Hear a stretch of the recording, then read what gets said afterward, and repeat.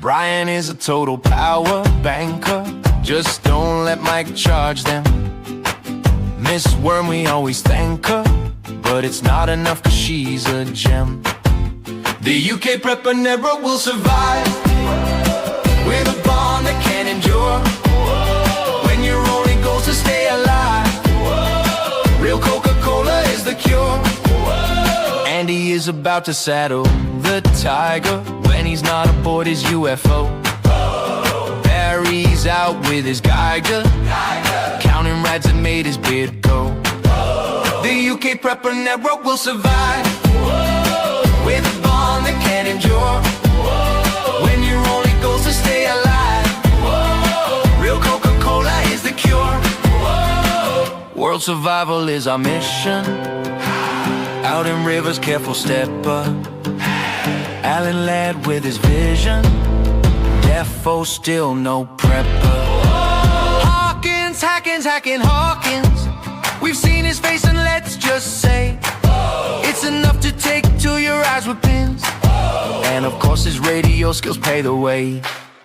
The UK Prepper Network will survive with a bond that can really hit. When your only goal's to stay alive, Mike took way too long writing this shit.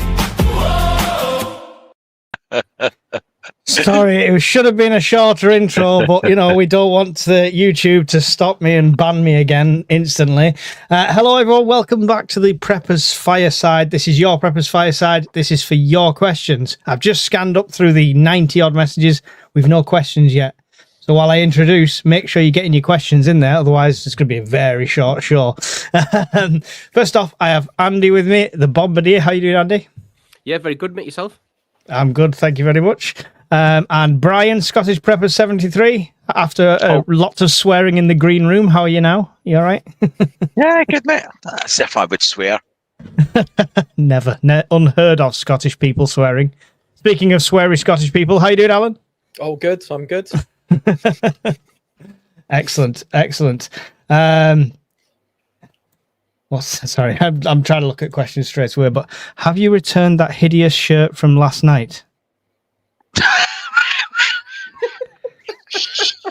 What shirt last night? You are? The Russian Nerd one. Oh, that's shocking. You can't say that about Russian Nerds merch. That's horrible. I think that's his point.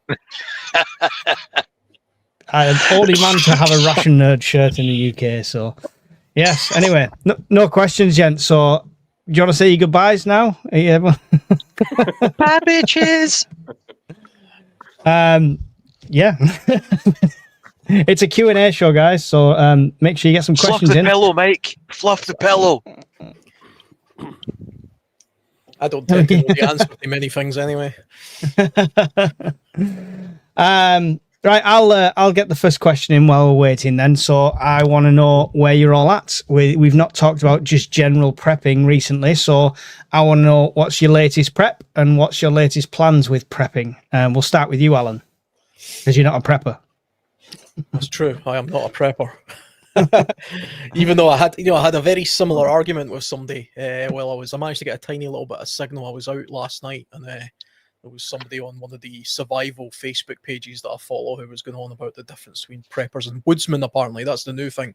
If you're not a woodsman, you don't know what you're talking about. I don't really know what a woodsman is, so I don't know what I'm talking about. Isn't that when you wake up early in the morning and... Never mind. But I thought a woodsman was somebody that carved things and stuff, but apparently not. But hey, that doesn't really matter.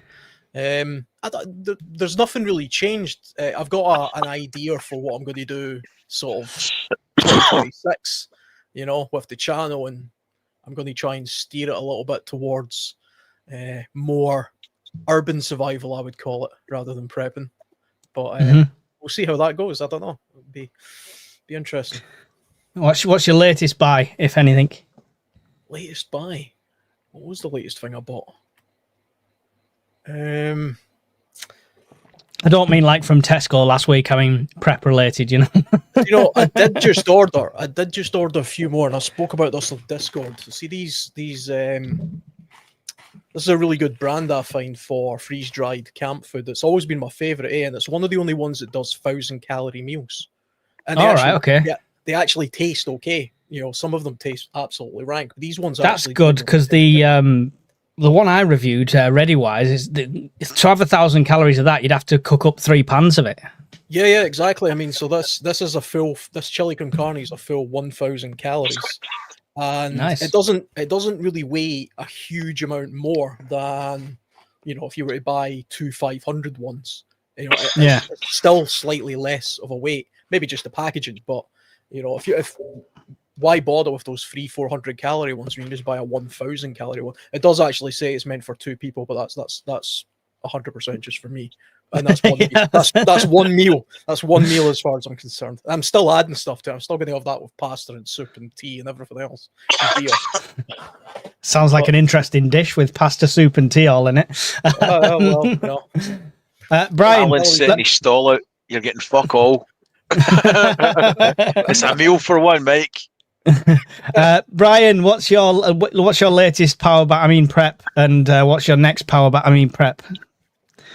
Oh, you cynic. Latest prep would be Starlink. That was a birthday present, although it's not my birthday till Friday, when I'm 21 again. So Starlink, that's the latest one.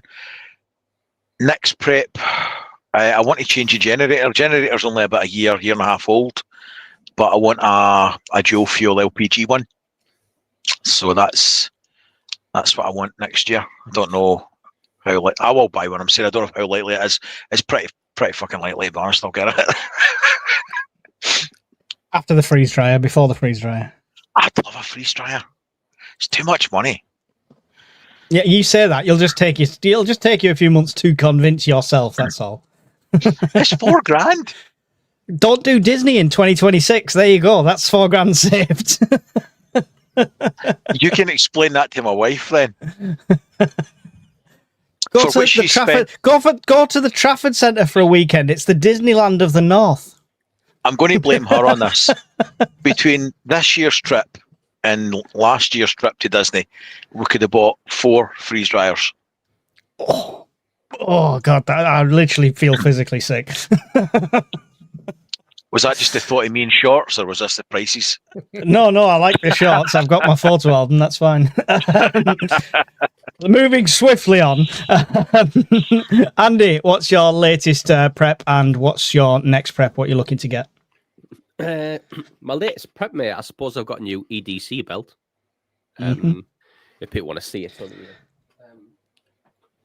so I got one of those, mate. So it's got the Cobra buckle. All right, yeah. Holster Nice. belt. Oh, you've got to wear it. Friday. You've got to have it on and show us it. Give it a twirl. I got that one, mate, and I got a black one as well. That's Put them on then. What's the price point on them? It wasn't that much, mate. 15 quid maybe. That's all right. Yeah. In the Black Friday sale, and I think I got 2 for maybe 25, like as part of a deal. And the next thing I'm going to buy, mate, probably on the next Prime Day, I'm probably going to buy a Delta 2. That's going to be my next. Taking the plunge. Plunge. And then one of those panels from City Plumbing at the same time. And I'm just going to do a Bryce. I'm just going to put on a frame and then wheel it in and out the garage when I need to. Because there's no real place for me to put it, mate, anyway, other than on a frame. And it works well, mate. Anyway, I've got loads of room in the garage. It's also property, so I'm just going to put it on a frame. Do you know what you could do? See on the bottom of it, just buy some casters out of Screwfix. Either affix a wooden batten to the bottom and put the casters onto that, and then you just wheel it straight in and out. You're just using it as you've got a big lever then. Yeah, that's what I'm going to do, mate. Yeah. Sounds good. It's taking the plunge. If you need somebody to test the waterproofness of it, just give us a shout. I'll come down and float it down the river or something. Just make sure it's all up and running to scratch. I've got a load of questions I've starred now already. My latest prep is not my prep. It was gifted to me by Gaz that we saw on the Discord, which is the Kit Pimps smock. Yes, Brian, we know. We know. Jealousy, Andy, I know. Pull the trigger. You want to see it.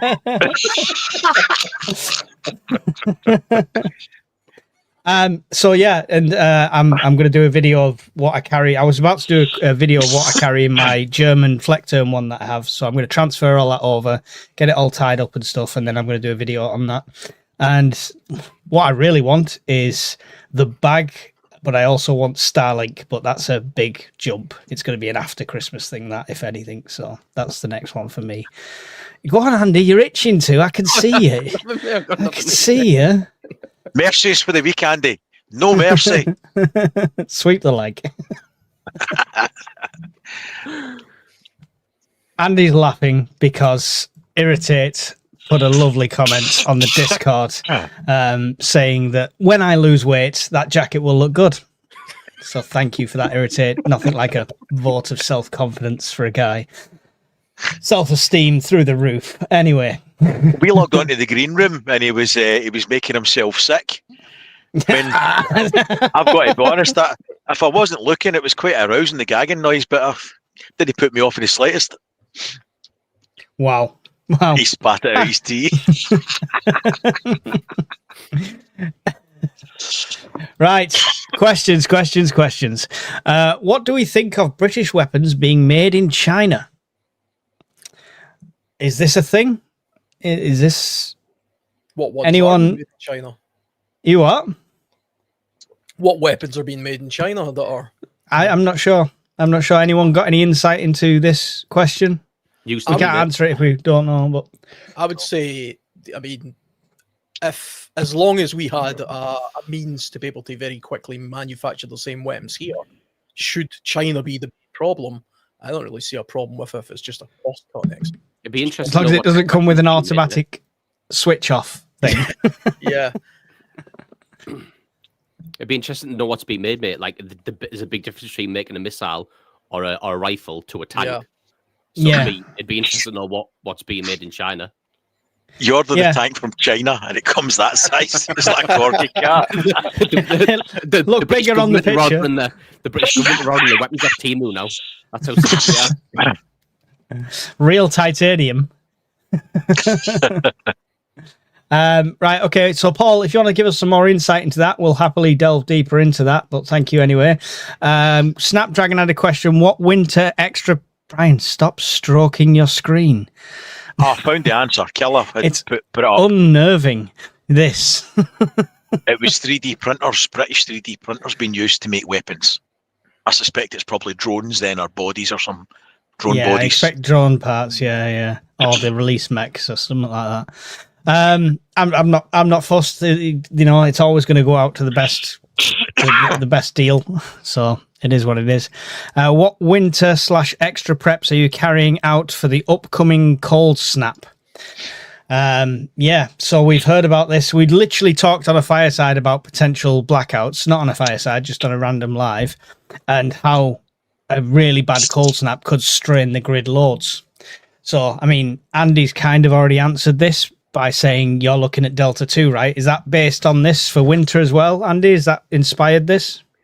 No, mate, it was purely after. So when I wanted to move on from what everybody usually has, where you've got those little power banks that power phones and stuff, when I wanted to branch out into something more sustainable, Brian suggested the C300, which has been perfect for me. I love it. It's a great piece of kit. And that's probably, like Brian said, that's probably the best entry model to get into it and get used to it and see if that's the direction you want to go. And I've had that for probably, might be a year and a half now, Brian, I think, have I? Will be, yeah. Yeah, and I've got the full solar panel for it, and it works brilliant. So now that I'm happy with that, mate, the next step is just to move on to the next step. It's just a logical step for me. And the Delta 2 is the one that Brian recommends, so that's the one I'm going. And to be fair, mate, I know Brian recommends them, and then loads of people in the Discord have got them. It's like there's that many people in the Discord and our community now who have them and use them. So it just makes sense, mate, for me to take the next step. It's not necessarily a winter prep, mate. It's just a prep in general for any time of year, really. Yeah. So are you doing, apart from that then, are you doing anything extra for this potential cold snaps coming, or do you feel already quite prepared for that? No, I'm already quite prepared. I mean, every year, mate, I top up with that's what I'm looking for. salt for the ice and the snow. And then when I was at my old job as well, when there was a shortage, I just used to use builder sand. Builder sand mate did the same thing, the same job. So if anybody's can't get hold of salt, if you get a couple of bags of builder sand, it'll do the same job. I've dropped it in the chat, Mike. Okay, cool. So other than topping up the salt mate and the builder sand, I feel like I'm pretty squared away really. But apart from the Delta 2, obviously, but again, that's not a winter specific prep. Yeah, just your overdue upgrade kind of thing. So cool. Alan, with potentially the worst winter ever on record, as they say every single year, are you making any extra preps? Yeah, I was just about to say, I just read a thing in the news saying that this is going to be the coldest winter ever, apparently. And Sky I News read that yearly. Yeah. They just copy paste and change the dates. It's like the snow bomb that's reported in the Daily Mail literally every single year. And Sky just now are saying that tonight is apparently going to be the coldest night since March. I was like, well, yeah, it's the middle of November, so it usually is colder in November than March. But I think on the home front kind of side, actually last week I got some of those those padded foam things for putting round pipes, because the house that I'm in just now, I've only been here a few years and I had problems with that last year. So because it's going to be particularly cold this year, I've actually went to town cable tying these foam things to some of the pipes that I've got outside, because that's the house I'm in. It's built in like the 30s or something, and they have pipes on the outside, which is really annoying. So I've insulated a lot of that, and I'll see how that goes. And I've sort of weatherproofed my fence a little bit better this time, because that was also a nightmare last year. And obviously on the wilderness camping side of things, I always move round about the autumn time to a winter setup anyway. But one thing I've got earmarked to buy this year is a small winter hot tent, which I've never owned before. I've got one large hot tent, which is a teepee style tent, and I've got a mountain tent. That's the only two tents I own, because I do everything usually in tarps. But I've got a few in storage if you want. You can just feel free to help yourself. You might need to. No, I need waterproof ones. You beat me to it.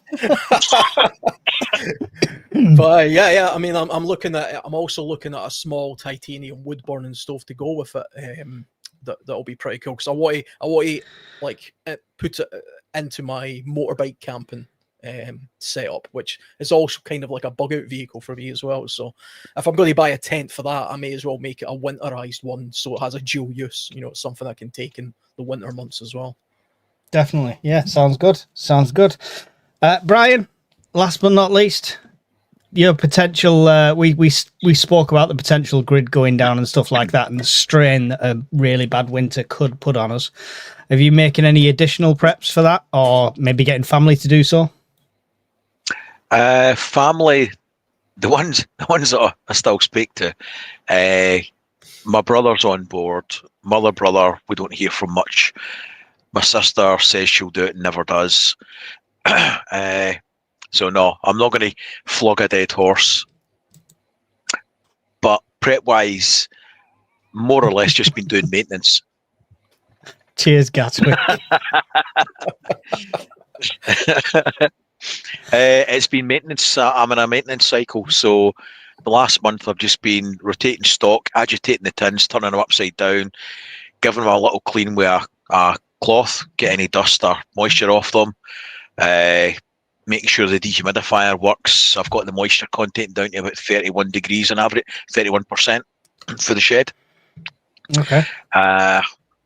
I serviced the generator, swapped to the water, replenished that in the 55-gallon drums.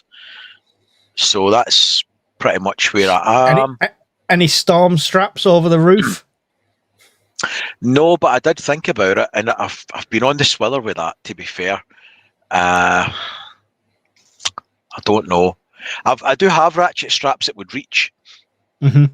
Yeah. And I've got, where it's Anchor mounted points? on railway sleepers. Yeah. Well, I could put, just buy some rebar and bend it into eyelets and coach bolt them onto the railway sleepers and then ratchet strap to there. I'd definitely fit the eyelets, because you don't have to put the strap on, right? At least it's there if you need to. so many jokes. This could go. I'm not going to go there. No, I've been thinking about it because we do get a lot of wind here, and it gets pretty sporty. So I don't know. I probably will actually after just talking with you about it. Other than that, mate, nothing. I was quite upbeat, vindicated with Catherine Porter's latest article, which pretty much rubber stamped in a more eloquent fashion than I've been trying to say about the grid in the winter for the last 2 years. Someone who can word things more eloquent than you, I do not believe it, sir. It must be a lie. She said, "Oh, we're in a bit of trouble." Brian says, "We're fucked." That was basically there was a key difference in colourful language. But if we do have a bad winter, the margins are so tight, we could be in a bit of bother. But like you said, every winter's going to be the worst in record, so it's suck it and see. Yeah. Definitely. I mean, I don't want to suck it and see, but yeah. Thank you, Snapdragon, for the question. Appreciate that. Hope that give you some answers there. Mad Chicagas, when are you going to? Speaking of suck it and see, when are you going to do the live stream with the 6 million Scoville lollipop? 9 million Scoville, and it's not going to be live. I'm just going to do a video. So at least I can turn the camera off and cry if I need to. Well, we're all here. Might as well just do it now. No, who's going to read the rest of the questions out? You lot. I'll read it if you'll try and kill yourself with Satan's dick. Go on. Have a good old licky Satan's penis. Wow. Anyway, moving swiftly on. Sorry to our Christian friends. I apologise for Brian. What gravity filter do you... demon. What gravity water filter do you recommend? Personally, you can't go wrong with a Berkey for me, but that's for home, obviously. So after that, it'd be a Sawyer Mini. I've also got the one off Lee, which is really good, and the name's gone out of my head. Anyway, Freewell, I think it is. That's about 60 quid, but it's a similar sort of thing to the Sawyer. Andy? The only two that I've got, mate, is the Sawyer Mini and the Sawyer Squeeze. I haven't got anything for home use. But you could rig them up for home use, couldn't you? Well, you could do it, yeah. But I mean, if I was going to have something that was standalone at home, I'd probably just get a Berkey. Yeah. The only thing I don't like about the Berkey is we use the Vivo one that I got in the kitchen, and that there's no cooling in it. So if you fill it with water, you just want to use the water. If it's a warm day, it's warm water. There's no cooling in it. That's the only downside. Brian, gravity water? I use the Lifesaver Mini. That's my preferred choice. I've got some of the little mini ones as well. I'm sure they're Lifesaver Minis. But the jerry can is, well, that was a gift, but that's what I wanted anyway, because my prep's primary ethos is bug in. And I can take that with me. You've got quite a water storage already in place, haven't you, before you'd have to start filtering? 165 gallons. Yeah. So do you test that, like, to make sure it's okay? Do you have any way of testing that? Just replace it every 3 months. Yeah. Right. Okay. Cool. Alan, water filtering. What do you recommend? I've never used any of the water gravity type ones. The Sawyer Mini is the only one that I've heard particularly good reviews of. I see lots of other people using them. I've personally never used them. I use the Grail, which isn't a gravity water filter. So it's the pressure one, isn't it? It's the similar concept, yeah. Pressure one, so you're pushing some water through a membrane as opposed to allowing it to do it itself. But that's I assume that's similar to the Sawyer Squeeze, Andy, is it? Where you're forcing it through. Yeah. Well, as close you're going to get. Yeah. It is a different. In fact, I've just lied, mate. It's totally different. It's a totally different premise and way to use it. All right. Okay. I thought it was a similar sort of thing where it's pressure that forces it through. Well, they both use pressure, but one's using a bag. Way.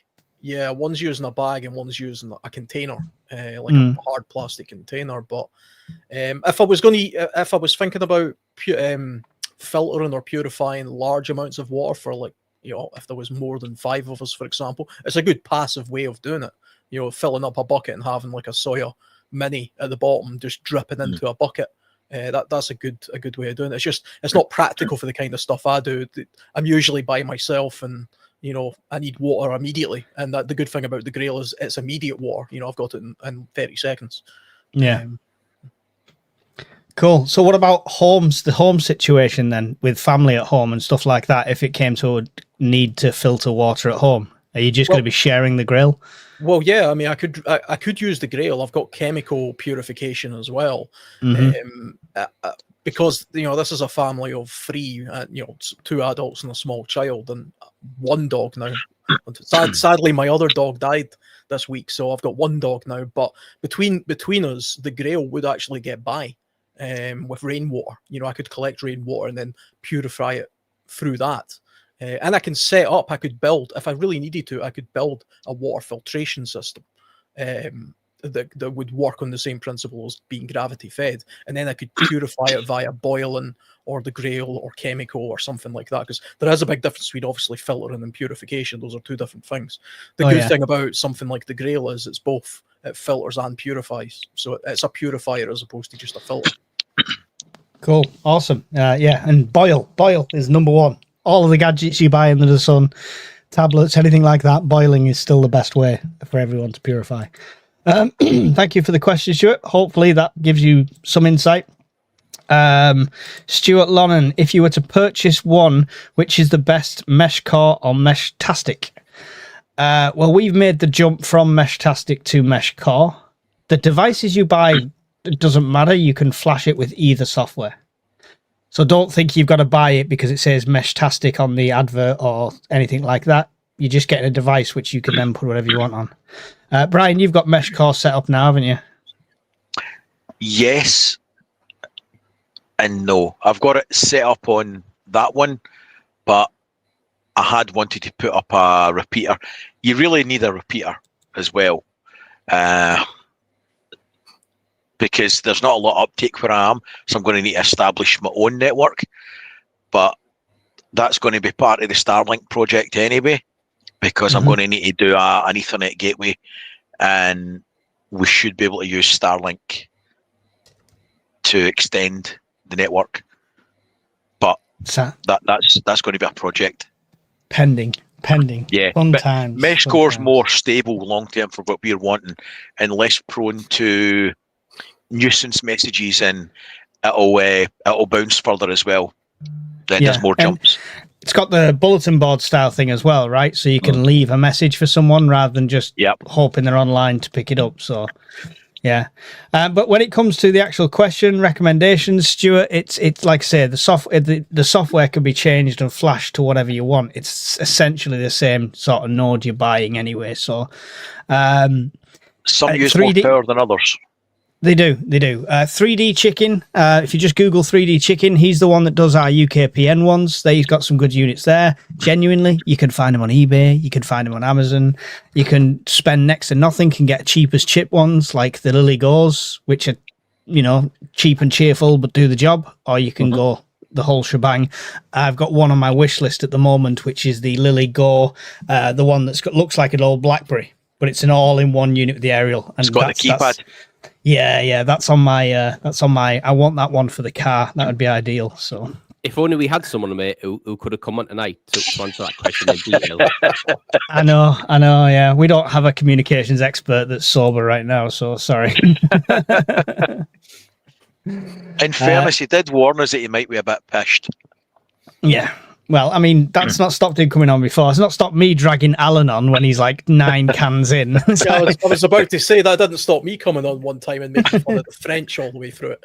Yeah, I think he did not hold back on the French.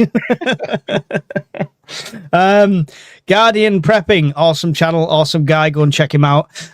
Question: if you could only have 3 preps item-wise, what would they be for long-term SHTF? You have a small family/friends group. Are you likely to be heading to the wilderness? So it's like 27 questions in one, but let's start with the you can only have 3 preps item-wise going into SHTF, and I'll go with Andy first. I'd have a tarp. I'd have some type of metal mug or metal pot to cook and collect water in, and I would take a knife. Yeah. Any particular one? K-bar. There you go. K-bar, tarp, and canteen, basically a metal canteen. For obvious reasons, you can't boil any water without a metal container, so it's one thing that's overlooked when people do these desert island picks. But yeah, it's a good choice. Brian? I was going to do something really funny and ridiculous. Well, a panel from City Plumbing. well, he did. This is a bit of a cheat. I'd take the camper van as one item. Because technically it is one item. Oh, no. It's one item. No. There was nothing put on it. There's no prerequisites. So I would take the camper van. You burn down his fucking shed in one scenario, so then he has to sabotage everything else. Fucking hell. Yeah. So I'd take the camper van. I would take the Lifesaver jerry can. And Is that not already in the camper van with all your stuff, you know? No. I don't want to rip the arse out at Mike. And I would probably take a 12 gauge in case I was going clay pigeon shooting that day. Good choice, yeah. You never know when them pesky clay pigeons come around. Alan, 3 preps you can have, item-wise, what would they be? Oh, it's a tricky one, that, because free is quite difficult, because mine are probably very similar to Andy's. Actually, I think I would definitely take stainless steel container like this. I can do a lot of things with this. I would take ferrocerian rods, a decent one, and the thing is, I'm tempted to say a knife as well, but I think it would probably be at a pinch a tarp. A tarp trumps a knife. I can make something resembling each one of those things, but in an absolute emergency with a family and stuff, I would be better off having immediate shelter than I would have a knife. Because dicking around trying to build a shelter with my knife, while they're freezing to death in a rainstorm is just no good. I might have to go proper Stone Age and start, napping a stone into the shape of a knife eventually if for some reason there's no metal around. But a lot of survivalists say I would just take my knife no matter what. And do you know what? You can get by pretty easily without a knife. I went my entire early childhood getting by in survival without a knife because I wasn't allowed one. And I did all sorts of stuff, built huge shelters and had great campfires and stuff. So yeah, I think a tarp, my container, and a ferrocerian rod. What are you going to strike it with? Well, it comes with the striker, therefore. All right, okay. You can actually strike these with a stone. I've tried it. It's not easy to do, but you can actually scrape with a stone, and they work just the same. Oh, nice. Have to give that a test. For me, I'm going to take a leaf out of Brian's book. Then, if that's what we can do, I'm going to take my bug out bag, the car, and the kitchen. Fuck them.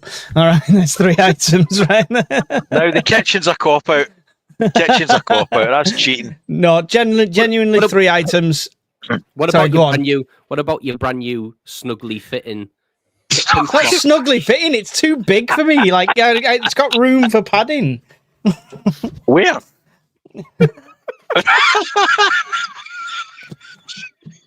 Shocking, absolutely shocking. Right. Anyway, moving swiftly on. No, I'll agree with partly agree with Andy with a knife and a metal container, and then do the ferro rod the same as Alan. So it'd be ferro rod, knife, and metal container. Shelters I can build and stuff like that. Not and scavenge. I'm more likely to be able to scavenge a bit of tarp or a plastic sheet than I am a ferrous rod and stuff like that. So that would be my 3. The other parts of that was. Shut up, Brian. It's him snugly fit. I'm going to go and get it now and show you. Stop that shit. You have a small family and are likely heading for the wilderness. All right, so it's more the scenario than anything. Yeah. What would they be for? Yeah, that's okay. We covered that. Thank you, Guardian. Appreciate that one. I like stuff like that. It's always good to know. Tanya, with a £10 super chat. Awesome. Thank you very much. Love the lives and community you're creating. You guys always make me laugh. There we go. Thank you. At my expense, usually, Tanya, but I appreciate the compensation there. So I'm recruiting anybody who wants to be on a fireside. We've got regular slots opening up soon, so please send me an email or a message. There's plenty of room. Mike, what was the festive turkey fray bentos like? It was really good. Has anyone tried that yet? By the way, it's only $1.99. Because it's only $1.99 because it's like a special one. It was like down at Home Bargains or one of them shops like that. So we got like 4 or 5 of them sort of thing. And we both tried it. Even the missus, who's quite fussy with food, she really liked it as well. So, and had a surprisingly decent amount of turkey in it. You what?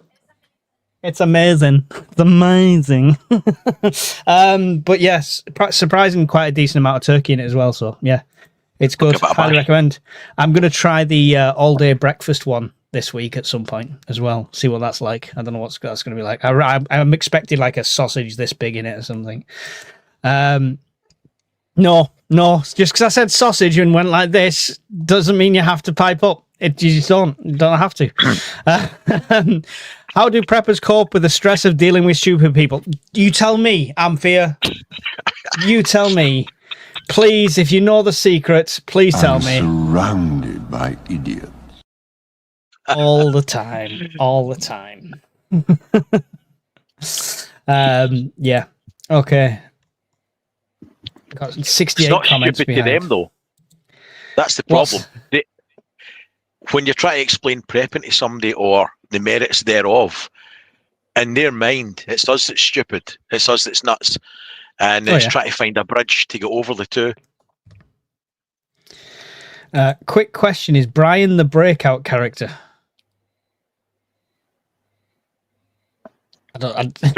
Breaking out of what? I don't know. I'm lost.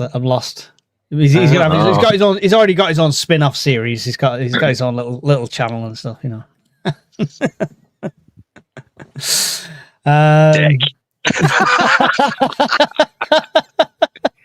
I'll give you a laugh. See, while you were talking, I was pissing about with a knife and I was cleaning it, and I thought I'll rub it on my jeans. No, but it went straight through the fucking denims. So it's pretty sharp. Yeah, bleeding out on a live. Good for viewings. Good for viewing ratings. At least now we know how far Mike's bad luck can spread. Spread all over the through a live stream. I have nothing but good luck. I don't know what you mean. I'm blessed, Andy. I'm blessed. How are we all doing? That's not a question. It flags up question marks, so people put question marks in. I stop like this, and then I'm like, "What's going on? How's that a question?" It's a statement. Just scrolling down. I think they're saying about a tarp and stuff like that. No, don't stand up. Thank you very much. Oh, that's Andy's belt. I have a few of the all-day breakfast ones. I got a few £1.25 at Heron. Oh, I'll have to Google if there's a Heron near me. You what? That's £1.24 too much. You're not rate them, Andy. Not rate them. Fucking rats make them things. What, Preparedness? Oh, the steak one's lovely. I tell you what, right, mate. If SHTF happened, no matter how hungry I was, I would not be eating that. Would you give it to the tiger? No, I wouldn't. Mate. I wouldn't. That's how highly I think of those tigers. I wouldn't eat them. Have you tried those Dormeal packs yet? You get these meal for one Dormeal packs. The wet ones, yeah. The other day. Yeah, I mean, they're microwavable. I haven't tried it yet, but I'm thinking, see if you can boil that in a bag. That's an excellent little bit of camping food right there as well. You can. The English Woodsman did a review on them, and he took them camping and did it like that and cooked them like that in the bag, sort of thing. Well, he tipped it out the bag. You tried them, didn't you? The Frey Bentos versions one I did, yeah, I boiled them in the bag. Yeah. Jeff boil. Yeah. I always prefer to boil in the bag because you end up making a mess of your tin if you start Yeah. squeezing stuff in. So anything boil in the bag is good, but because it's plastic, I thought it might taste all plasticky and disgusting. But Well, to be fair, mate, on the back of the Preparedness ones, it says you can boil them in the bag. oh, does it? Yeah, which is why I did it in the first place. I bought a couple of the Dolmeal ones, but they're microwavable, and I gave them to a kid. So he ate them, and they were fine, and they looked okay. But I did wonder if they're boilable. Hell of a lot cheaper anyway, because the ones, the Preparedness ones I make, 'cause I've done them. I mean, this thing cost me £10, and they're on offer. So I bought a few of these. Could have got 5 Frey Bentos turkey Christmas pies for that. Yeah. That's the evening meal of choice at our winter camp in Scotland, Andy. So you'll have a pie ready for you when you get. No, It's not coming now. in fact, I'll throw it in Hawkins' pen. You disappeared while we were talking about it the other day, and Hawkins said, "Oh, I'll just go up to Andy and drive up with him." So you're gonna carpool with Hawkins. That's all right, mate. If he wants to drive, by all means, he can come pick me up. I'll message him after this 100%. He can take me. That is fine. I have no dramas with that. I said if you two are sharing the same car, I want the video evidence of like. Why? Also, would be me talking. What would it be? Just make a normal video. You wouldn't be able to see him, would you? It's gonna feel weird driving next to an avatar, though, isn't it?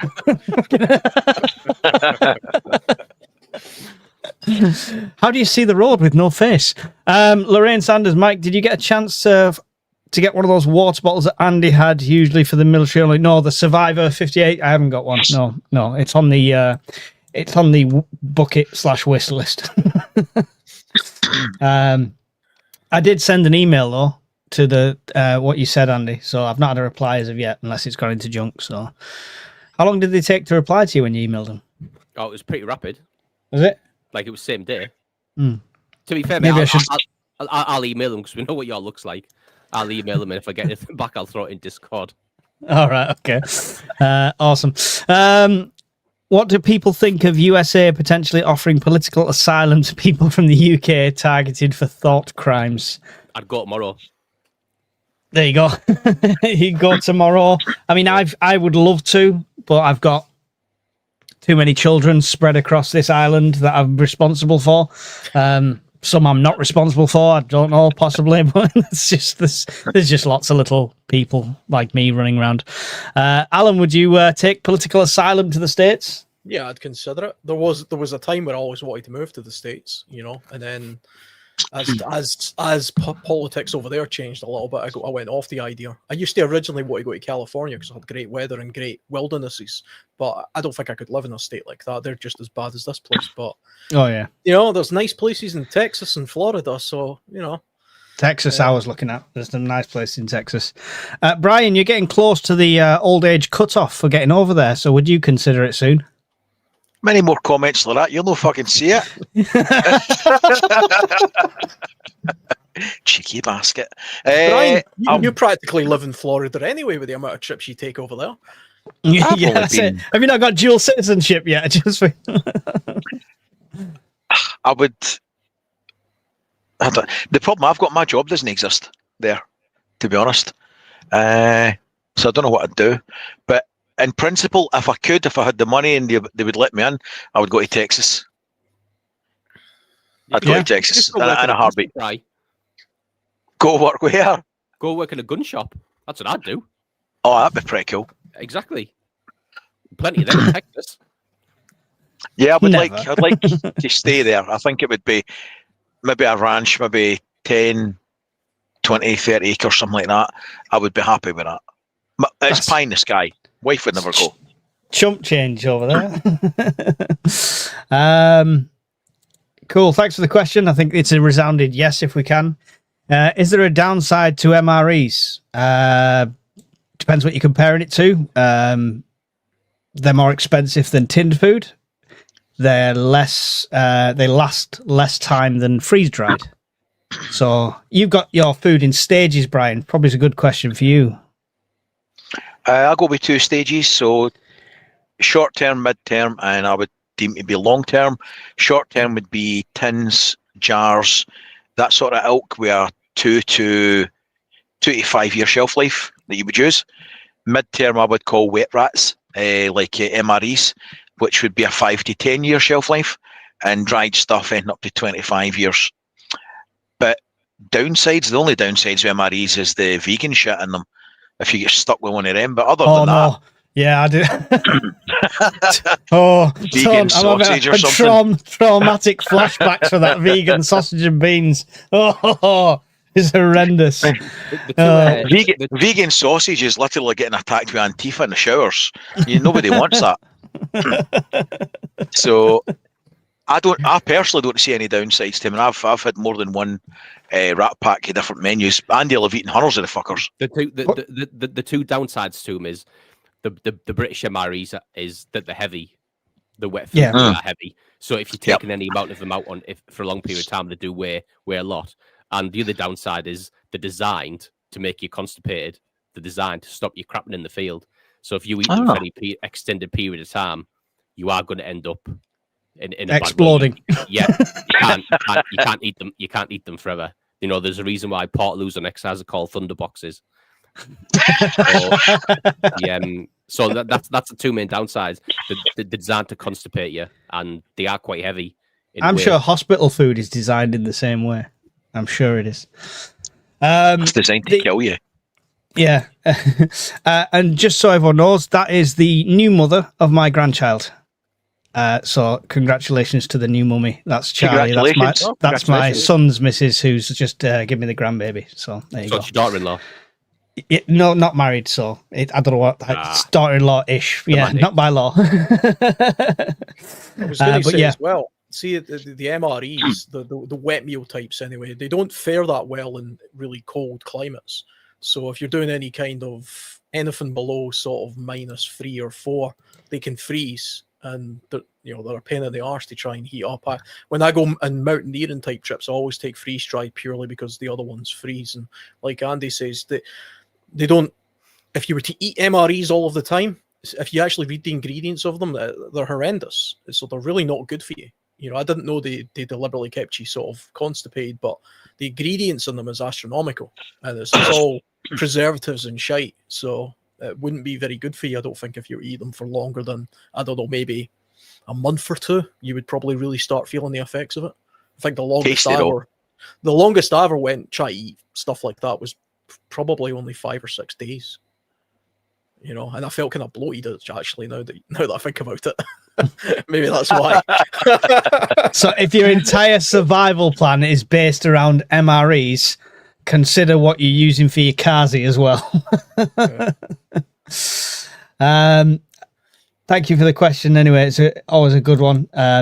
Might make some people think who literally just have MREs as their survival food. But that's a really good point, Andy. So thanks for that. Already done that one. What's the worst prep item purchased so far? Ooh.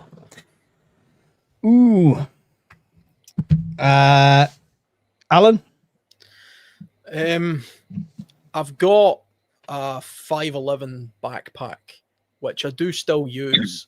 But see, to be honest, I kind of regret buying it now because it's so heavy and relatively impractical for most of the uses. And for some reason, people like when they buy these tactical bags, they've got like hundreds of pockets, and they imagine being able to organize everything and put like everything in these little pockets. The problem is when you do that, one, you forget where everything is. Nothing's individually waterproofed when you do that, and also they don't really work that well when you start trying to organize them because they kind of swell outwards. Tread carefully, Alan. Tread carefully, Alan. You are treading on my dreams. I want that kit pimp one with all the pockets. Really? Well, it's like, I think it's the probably got it lying around somewhere, but it's the 70. Yeah, it's over here. The Rush 72. Yeah, the Rush 72, and you can see it's got like lighting in here is pretty bad, but it's got like 1 million pockets to it, and I've tried to fill them out. All these little bits here, and they don't sit perfectly neat because the more stuff you put in it, the more it becomes like a turtle shell. and it swells right out and it becomes really uncomfortable. And yet, so you end up not using any of this stuff at all. You end up just using it like a dump bag, and then you've got all this additional weight. This front pocket alone can weigh as much as a good backpack. So I don't really understand the reason for having it. I suppose if you were like some sort of tactical If you didn't have soldier, all, you know what I mean? if you didn't have all them pockets, though, Alan, you couldn't have your tactical tentacles dangling off the back as you're running along. Oh, no, he had to, didn't he? He had to. I can generally feel my blood pressure. You can see my face going red. I can feel my blood pressure going up thinking about it. So that 511 Rush 72. So I used one then, mate, in Afghan, and the one I've still got it. It had a compartment, so the front, and so like the front part Al was talking about there, and like the main compartment, there was like mesh on either side, and it would pull out and you could fit your helmet in it, so it would save having your helmet connected to your weapon, because it was absolute pain in the ass if you ever had to run or go any far distance with it. And I think that's and it was a great bag when I was out there. A lot of things didn't have to be individually waterproof because it was like 50 degrees, and obviously the amount of kitting that you carried out there, it worked quite well. But like Al says, mate, like it has no application in Great Britain or in anything peacetime really. It just doesn't work. It worked great for me when I was out there because I had that much kit and equipment, and it served a purpose, which is why I used it. But I agree with Al. So mine's in the attic, and I haven't used it since I come back, purely because it just doesn't work for me. And there's too much sentimentality linked up in it for me to get rid of it because of where it's been and what I've done with it.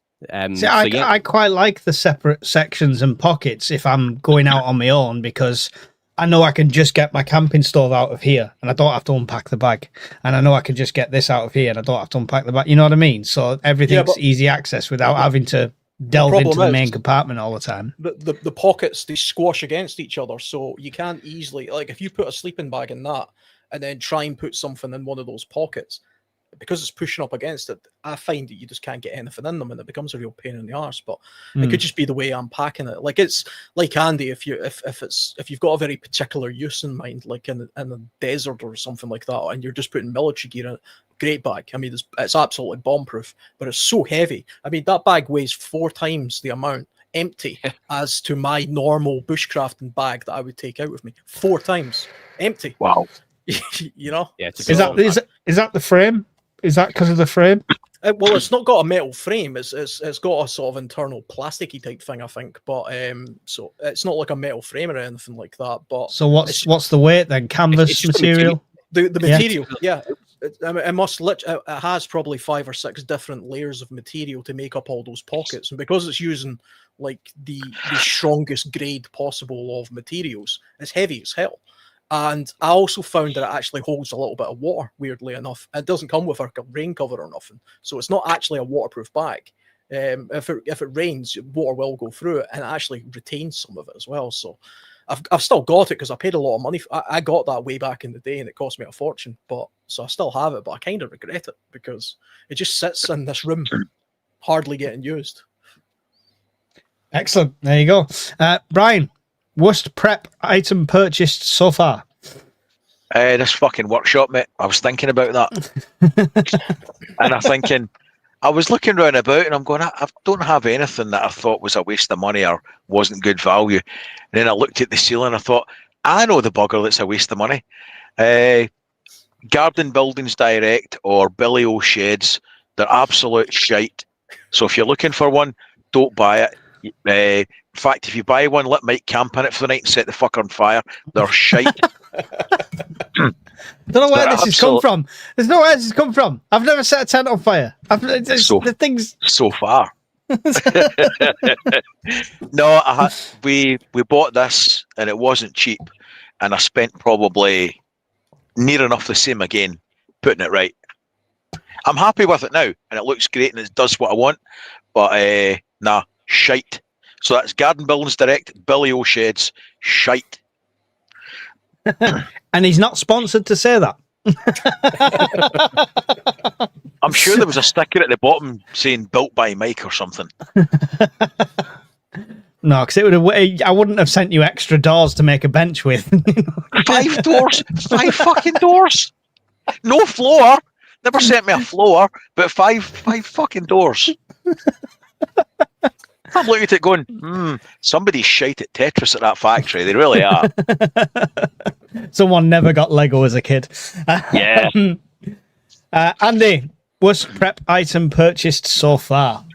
That new, the new army issued modular sleeping bag Yeah, is an absolute bag of shit. yeah. What's give us some detail.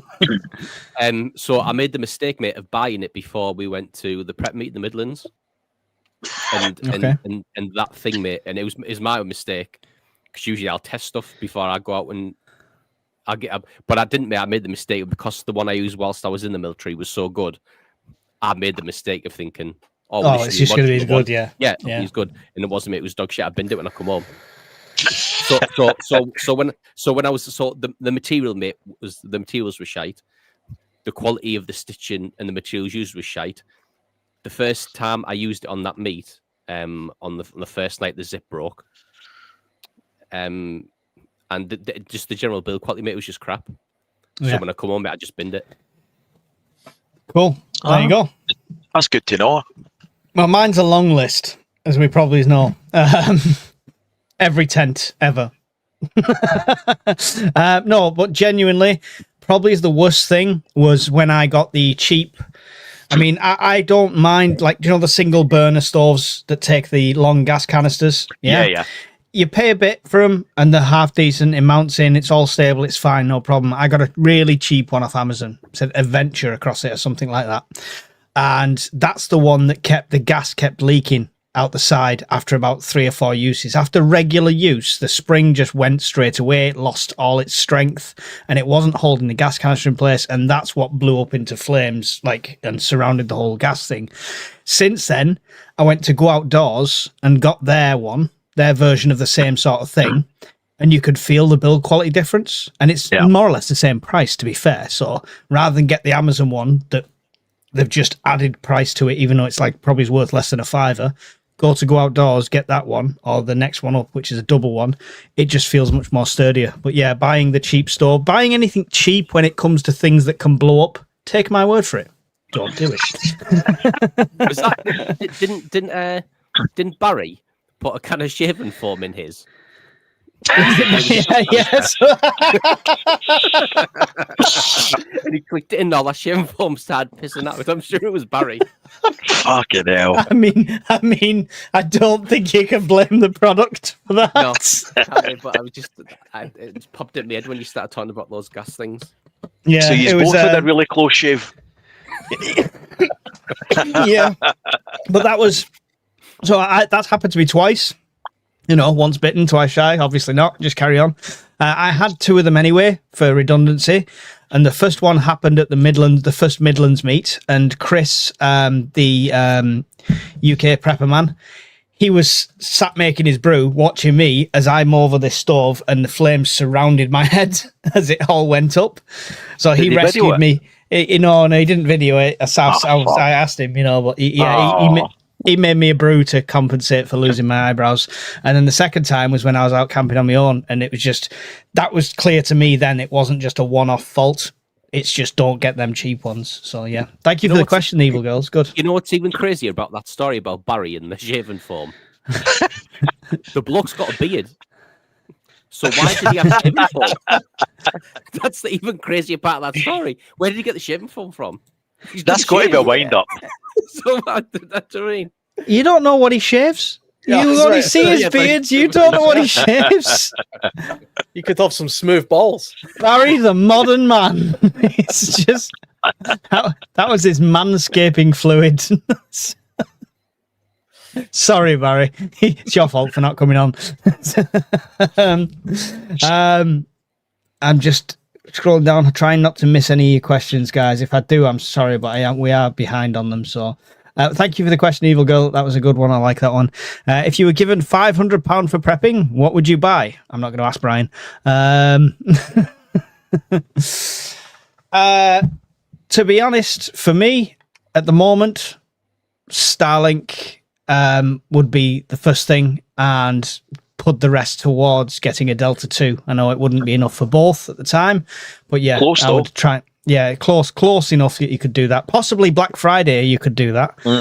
So if someone wants to give me £500 by Black Friday, then great. But yeah, Starlink and a Delta 2 would be the combination for me at this stage. You probably could actually. I've seen them as cheap as 320, and it's 165 for Starlink. So you could get it. Yeah, there you go. And I could get a solar panel from Temu because they're excellent. And there you go. I'll just spend the extra tenner change on that. Andy, 500 quid. You've had a windfall on the pools. I would buy a Delta 2, mate. Yeah. And then I've been debating for ages. So what have I got left? 100 quid? Yeah, thereabouts. Yeah, thereabouts. I've been debating for ages, mate, to try something from AlpKit. So From where? AlpKit. All right. AlpKit. So I would potentially try a bivvy or a tarp from AlpKit with 100 quid here left. Or a sleep mat, maybe, something like that. Black Friday sale now on. How much?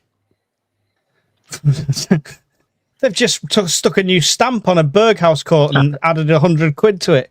Mental. Anyway, 184.99. Yeah, that's not going to happen. No, it's excellent. I love the fact that you tested something as well. That's great.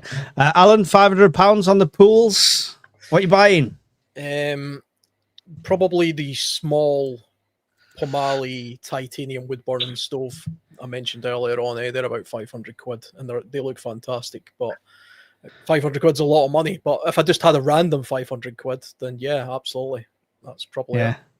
Stick it all on red. Buy, Mike. You could buy that. You could buy the Delta 2, and you could buy a proper jet boil. I could. Do you know what? The list is endless, really. Let's be fair. As preppers, we're never finished. I want the HD50 paintball gun. I want the Crossman rat catcher air rifle, which you can have in the UK. They're the two things I want as well. I was back up on a army camp up here doing some stuff for work, and I went into the Naffy dinner arm, and they were selling the jet boil zip in there for 99 quid. I expect them to go down to like that at Black Friday, so it is a good investment, definitely. But you know, who's got 500 quid this close to Christmas? Not me.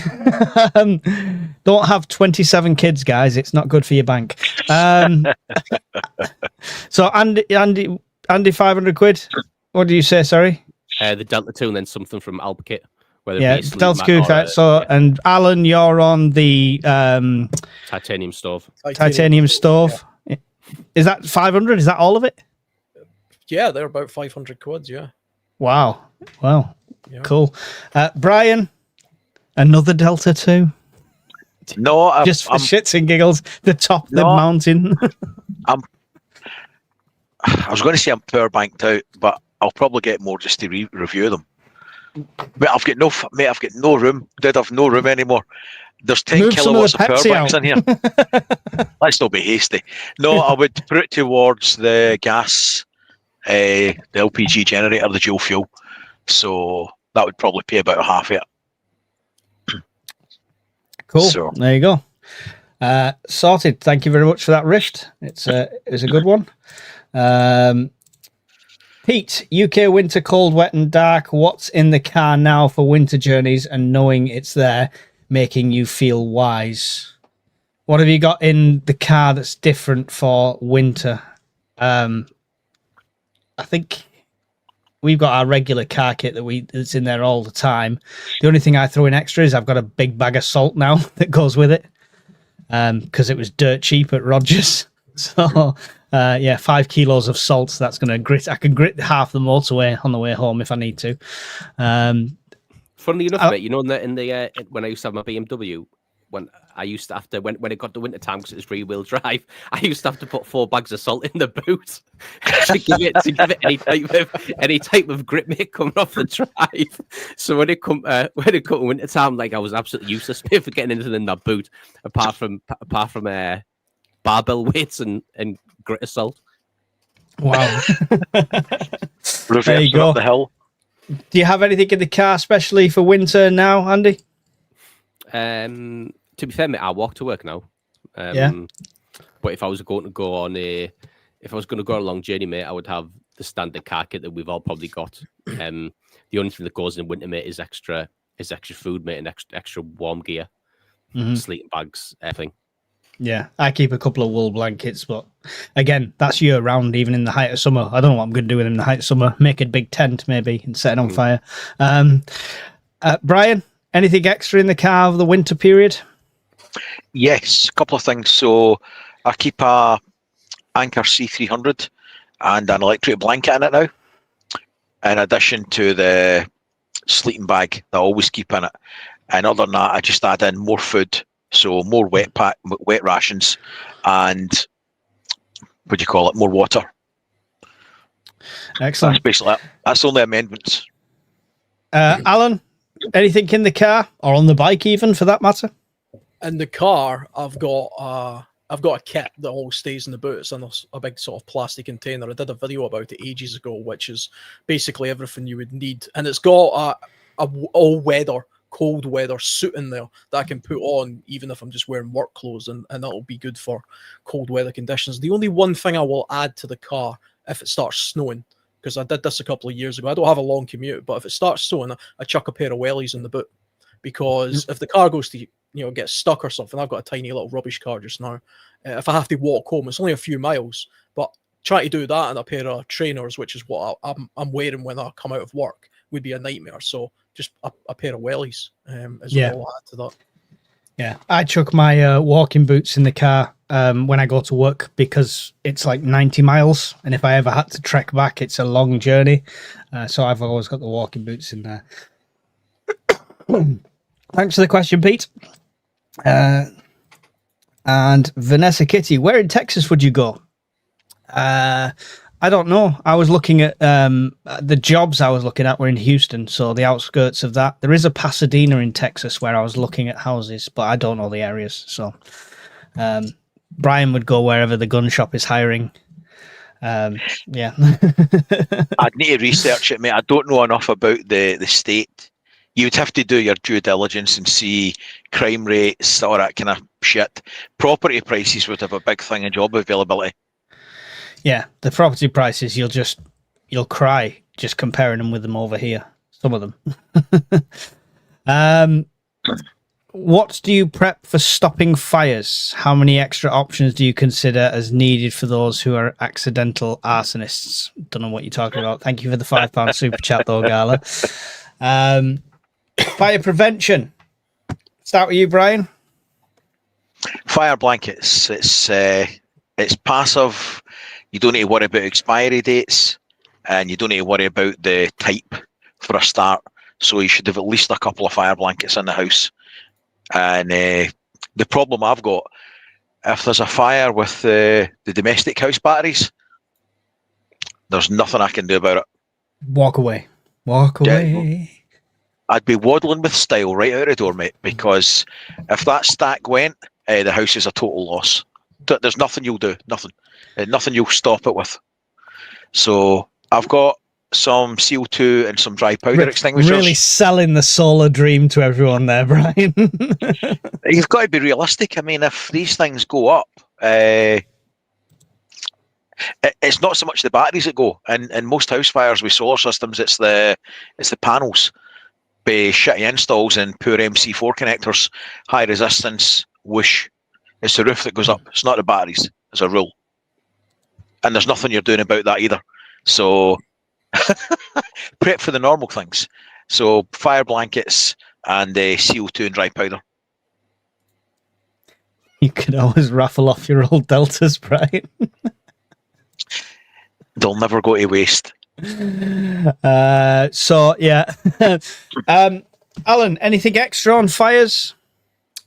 Just for the house, I've got a couple of those small fire extinguishers dotted around. There's one in the bedroom, there's one in the kitchen, I've got one in the shed. Lidl sell them every now and again. They're only about like this big. You keep them in the car as well. I think they've got them at the moment, actually, because they've got a full Parkside range in at the moment. So they seem quite decent. I mean, they've got like a lifespan, but I don't know exactly what that is. But they're not expensive, and I have a few of them dotted about. I've got an integrated smoke alarm detection and a heat sensor in the kitchen as well.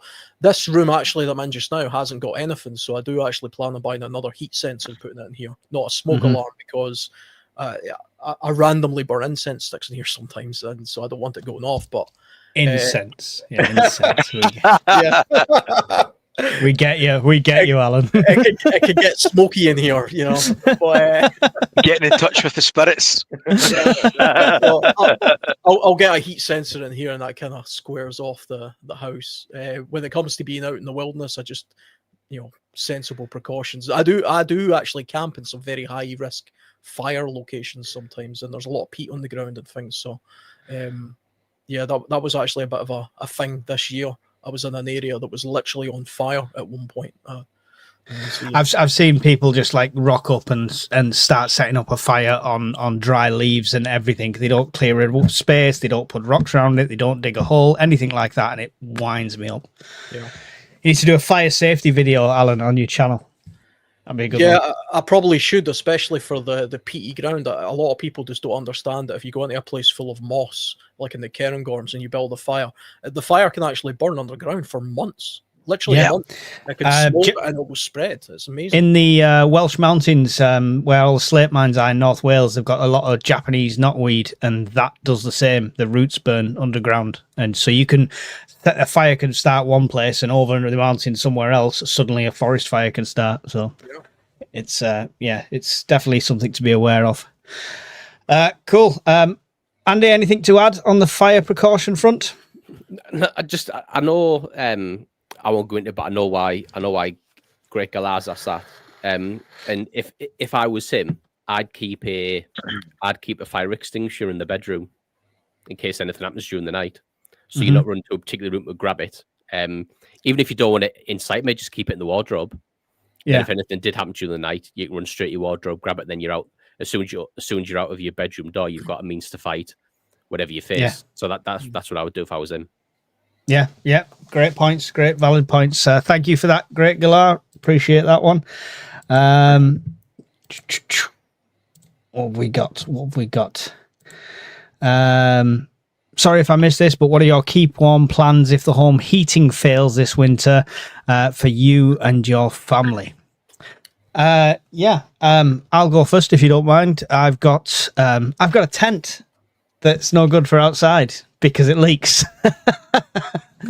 I know. Pick your jaws up off the floor and I'll continue. So seriously, obviously blankets, electric blankets, stuff like that. We've got loads. I've started every time we go near a charity shop. I'm a nightmare now because I'm going in looking for wool blankets because they're expensive if you buy them new. But you can find it doesn't matter what the pattern is. I've got some horrendous ones, but they do the job. So wool blankets, removal blankets, stuff like that. If it gets really cold, we all end up in one room. If it gets really cold, we set the tent up and we're all in the tent because it's less area to heat and your body heat in that tent will keep you warm. Other than that, I do have, for the gas canister cookers we just talked about, I have got a heater now.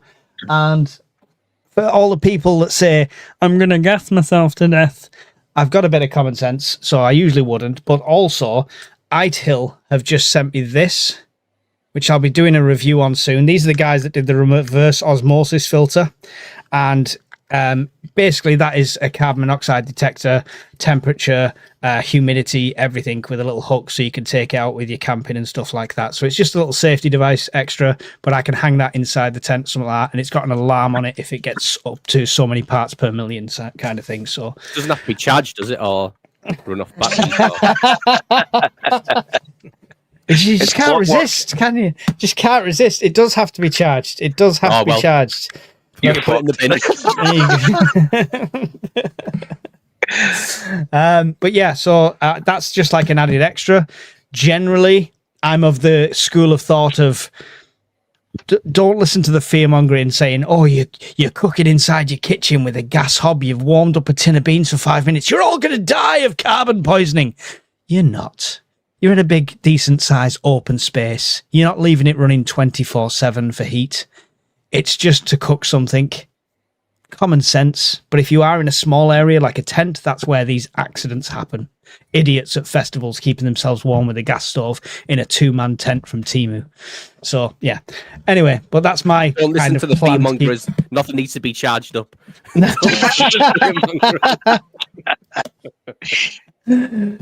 You can go next, Andy. The only thing I have, mate, is sleeping bags. Yeah. The old, not I suppose they are old, but the Arctic issue ones a bit that I used, and I've been down, I think, -17 in them. So I know they go down to -17. I've always been warm. Yeah. And I know the workmate, and you're probably not going to get a better sleeping bag for the price point. To be fair, especially if you're on a budget. So that would do. I mean, to be fair, mate, I'm lucky there's only me and Leanne. So what price point are we talking for the audience? Oh, you can probably get one with 40 quid. Yeah. In probably in really, really, really good nick. They're called the bouncing bomb for a reason. Because they're huge when they go into your Bergen. Do you know what I mean? So I would only advise them for use in house if it was for what Nicky's saying. Yeah, or like car camping where you can throw extra stuff in and stuff like that. Yeah, awesome, cool. Keep him warm, Brian. Got electric blankets everywhere, haven't you? I've got a few. So it would depend how cold it was, but there's 22 kilowatts of batteries in the house that would keep the heating running for 16 hours, depending on the temperature outside and depending what else you were running. If that was then option and it went longer than that, then there's enough power banks and electric blankets that you could either share them or have one each for an evening or a couple of evenings if needed. If it was any longer than a couple of evenings, then you would have to think about it and maybe move to one room and conserve your resources. But in the short term, it wouldn't be a great. It'd be fine. Yeah. Basically, everything's electric. Yeah. Good stuff. Alan, heating at home if it fails?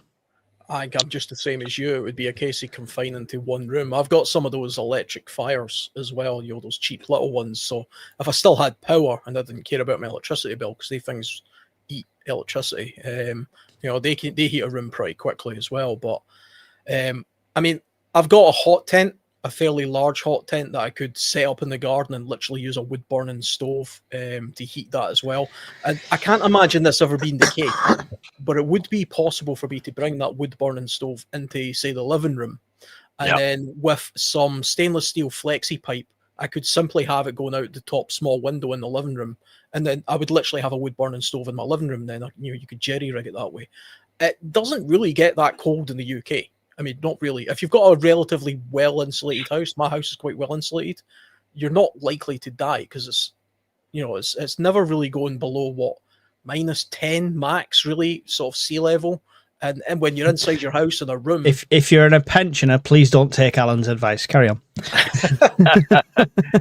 But yeah, I mean, I can't really imagine it being that cold for that long that it would become like a survival type scenario. But like the goal is to one day get a proper wood burning stove in the living room. I've got a chimney. I just need to buy the stove and sort it out and get my act together. And then that's the goal, Mm.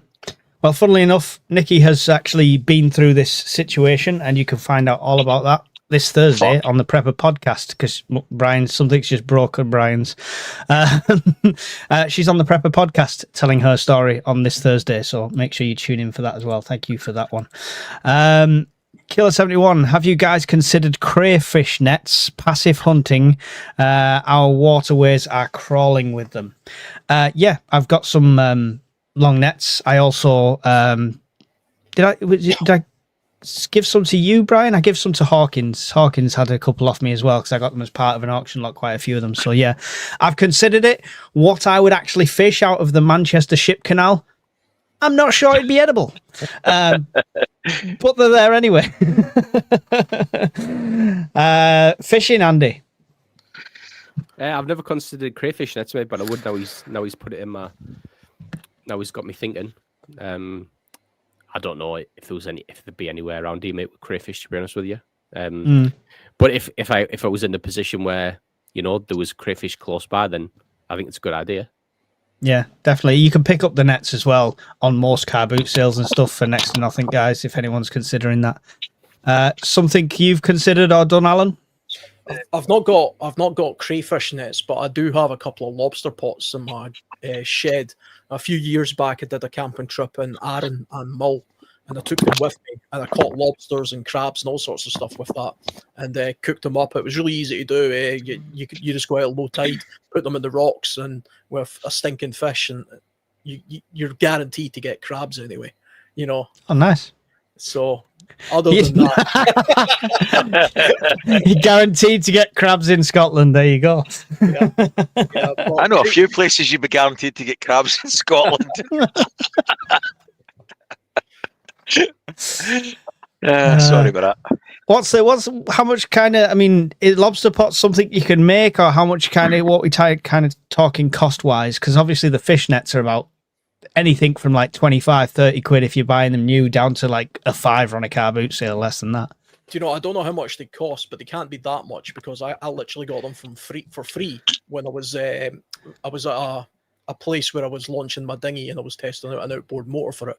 And I was talking to the guy at the side who had a whole bunch of them, and he actually said, just have a couple.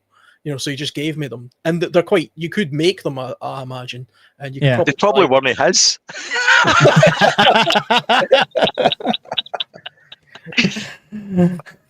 Yeah. I can't imagine them being expensive, because they're basically just made of wire and rope. And they have a weight, they have like a lead weight or something in them, and or you can put bricks in them, and it's got a rope, and then you can put a float on them and things like that. But yeah, no, it's a good idea. It's a good idea. Brian, something you've considered, the passive hunting with waterways and stuff? Yes, but not here, because like you, there's a canal about 1.5 miles from here, and the only thing you'll get out of that is dead cow shopping trolleys and some pike and perch, none of which are particularly nice to eat. That being said, I do have a lot of fishing rods and a lot of fishing gear, and for passive fishing, I bought some gill nets, and I bought some of the fish traps, the folding ones, and they've got the nets to trap the fish one way. So I bought some of them. I've never used them, but I bought them, and I've bought snares that I've never used. And honest answer, I've never used snares in my life, so it would be teach yourself how to use snares if I had to, but I bought them anyway. Better to learn now in peace times, Brian. We know this. You can catch crayfish with an empty hook. There you go. It's good to know. We're gonna have to stop your questions coming in now, guys, unless it's a super chat and you'll bump up. I'm gonna have to stop them because we're out like 10 behind, so we've got more than enough to get us through. Appreciate them though. So thank you for that question, Killer. Vanessa, are the waterways safe for catching and cooking those crayfish? I suppose we've already answered that with don't trust the shipping canals. You're more likely to catch 7 used Johnnies than you are a fish. Not from the ones you're at.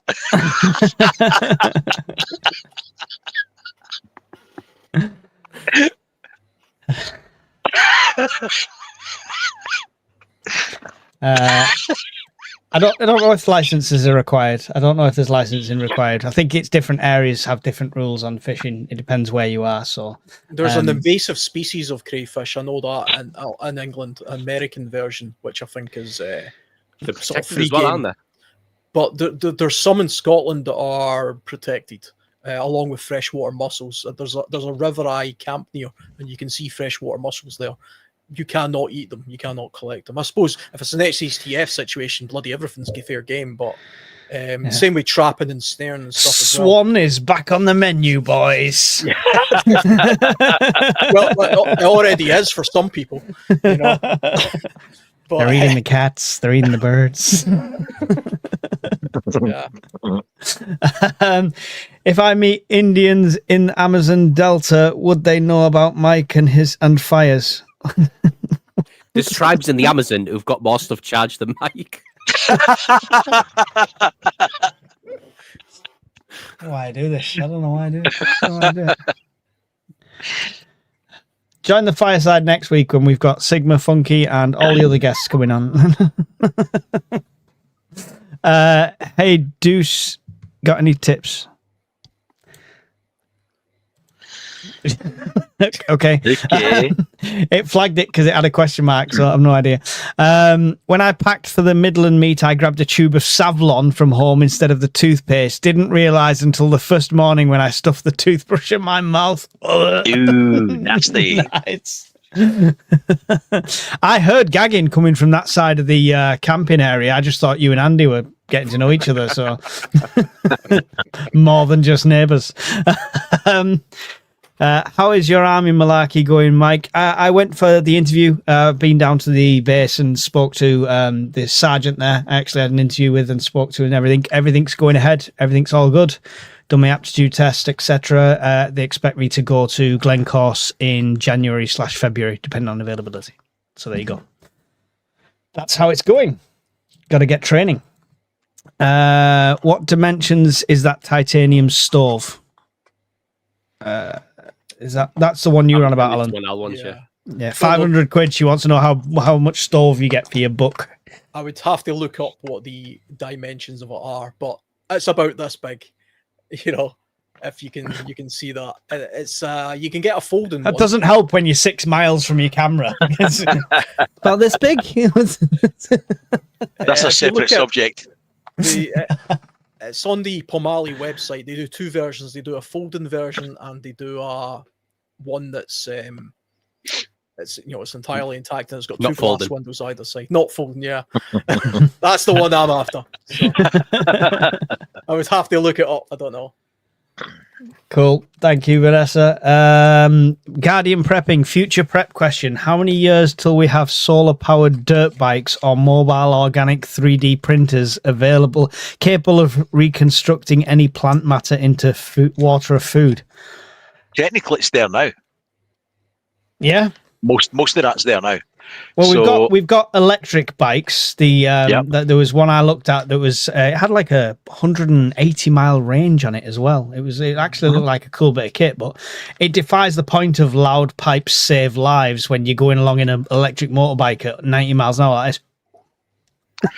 Yeah, Ryan from F9 did a review on an electric dirt bike, and they suck. He knows his stuff, that guy. So I would look into that if you plan on buying one of them as a dirt bike. I mean, everything sucks when it first comes out. Like the first electric cars and stuff were horrendous. So hopefully with time. Brian, you were saying? All of that's out now. Just to what extent? So all 3D printers are portable if you've got a power source, and they're all rechargeable off the sun if you've got the sun. So all of the top lines there now.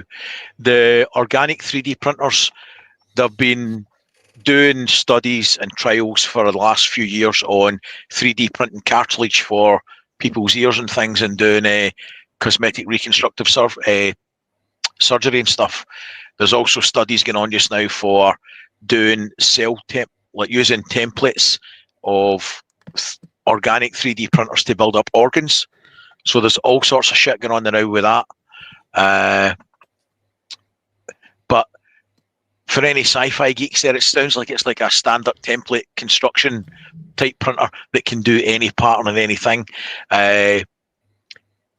You can get 3D printers now that will print in wood, aluminium, titanium, and that was 4 years ago I saw them. Yeah, it's unbelievable how quick it's going. And now that we introduced AI into that, all the stuff they were trying to figure out is going to be a lot more easy to figure out, right? So watch this space. Demolition Man times are coming soon. Thank you to Liz for £10 on PayPal saying, we met at the bug outs. My husband said you look like Ricky Hatton. Sorry about that.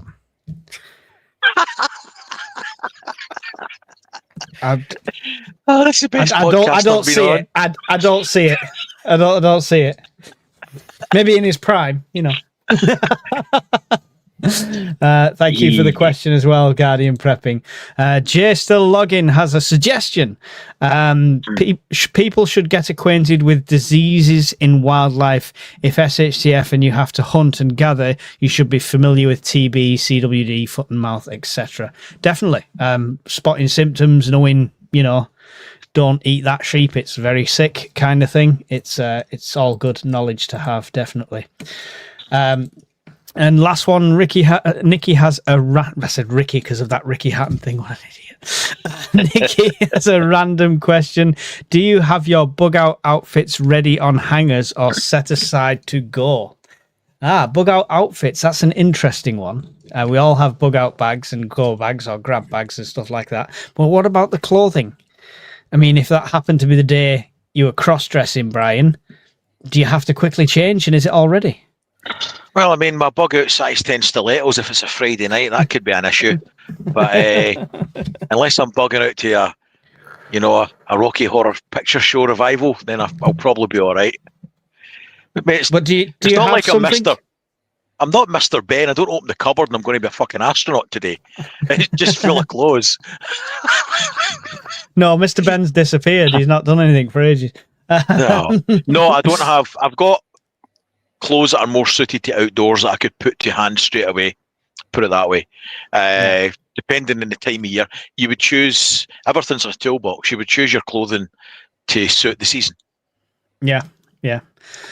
Cool. Alan, do you have a bug out outfit ready to go? Like a Superman booth?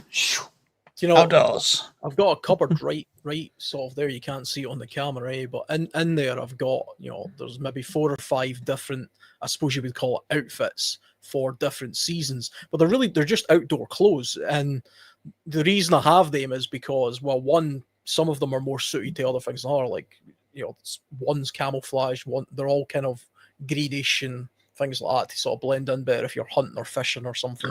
But almost all of my outdoor clothing is also treated with permethrin. So purely for the sake of it's treated clothing for anti-ticks. And also I don't mind it getting like scuffed up and dirty and things like that. Is that like the Nick Wax stuff? What is that? It's a spray on to kill bugs, mate, and stuff like that. Yeah. It's an anti-tick chemical that you spray. The one that I've got, you spray onto your clothing, and it stays on your clothing for several washes. But it's the only thing that actually kills ticks. Embrace the ticks. Embrace the ticks. Yeah, well, I've got some of it right here. That's the one I use. There you go. That shit can't be healthy. Well, it stays on after X amount of washes, and it kills the ticks. Yep, kills them. It actually paralyzes their nervous system, apparently, and kills them outright. It's not a deterrent, it's a killer. So you wouldn't want to put it near your skin. But, I mean, that's one of the reasons why just the clothes you're wearing. Yeah, I mean, but... If I spray it on my boxers, can I stop having kids? Is that... Yeah, I would probably definitely do that. It's some dodgy stuff, but... Can you go back and give it to 18-year-old me?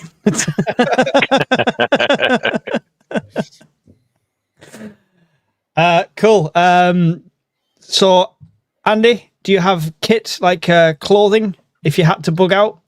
Yeah, I've got it in my gorilla box. Yeah, all the clothing that Wood wears in there, mate. Yeah, it fits in there with the gorilla. Yeah, he wears it.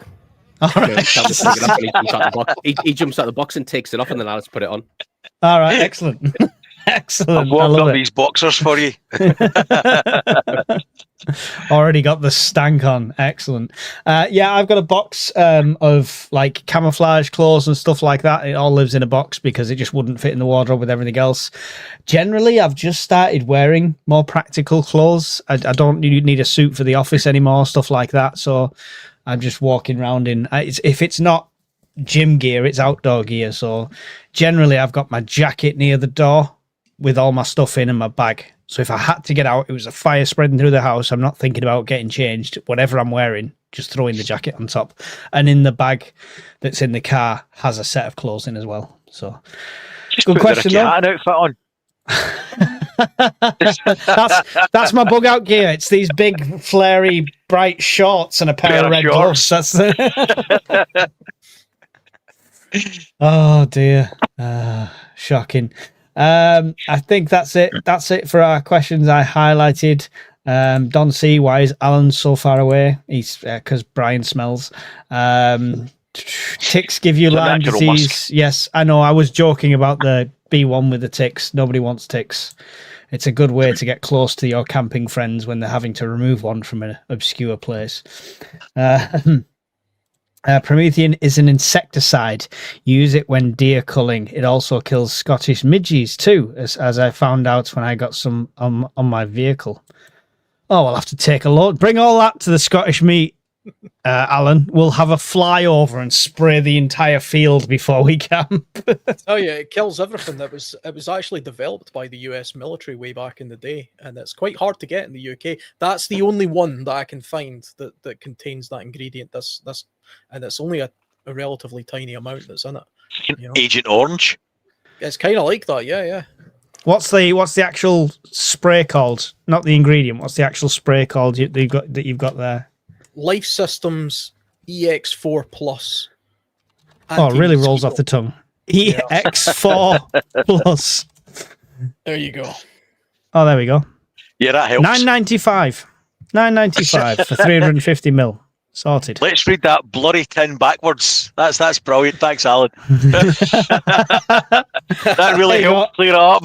I'm going to pop it. I've just saved it for myself, but I'll pop the link in the chat for anybody that wants it as well. Yeah, we've got 184 people still in here. It's past 10 o'clock though, so bedtime for the older people. Not mention any names, just, we've got some older people with us, so we got to consider it.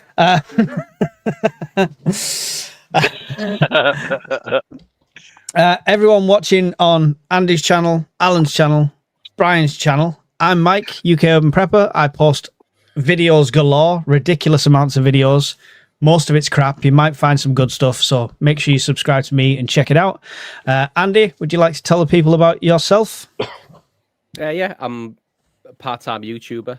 I post probably the most infrequent of everyone here when I get the time. I did have a flurry of putting loads of videos out, but then contract picked back up, so I'm back in work at the minute. But I've got an OEX, is it a Hyena 2? And I'm just going to raffle the 10. I'm going to raffle. I'm going to raffle it off, mate, in Discord for Christmas. Awesome. So somebody can have a 10 for free. So I'll do that over Christmas, mate. I'll send it off whoever wins. Awesome. There you go. Good reason to join the Discord. Thank you, Andy. Brian, tell the good people on everyone else's channel about yourselves. I do a fair amount of review videos. I do a lot of fear-mongering videos on how the power grid is perilous and it's all going to implode in the near future. It's not fear-mongering. I think it's actually true.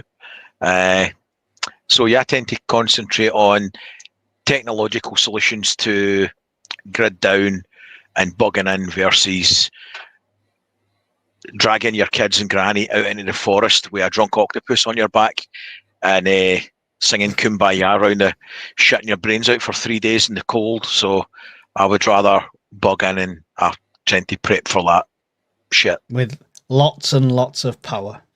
1 or 2 power banks. 21 gigawatts!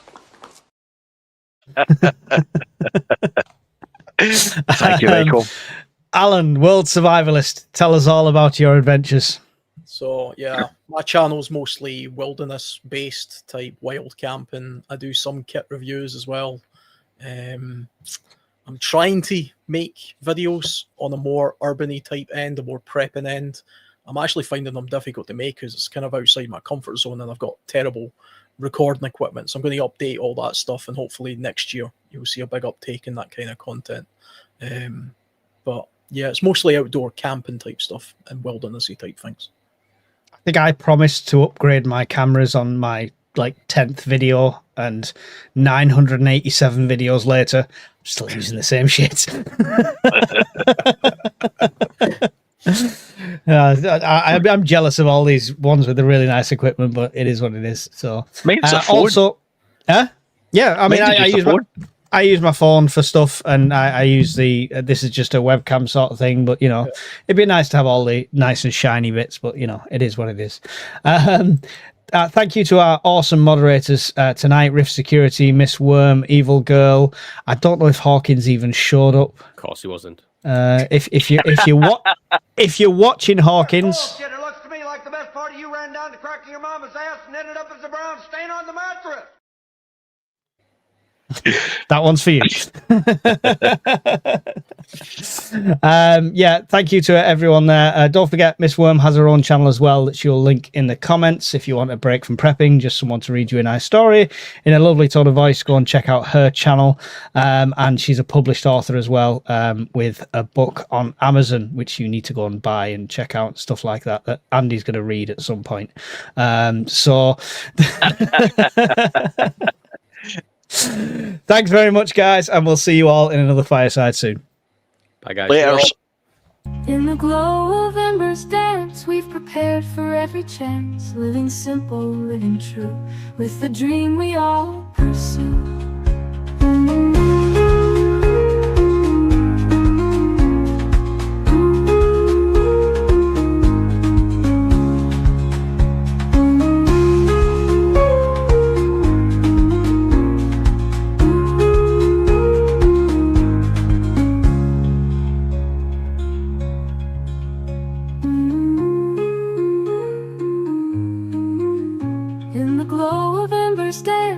Prepared for every chance, living simple, living true, with the dream we all pursue.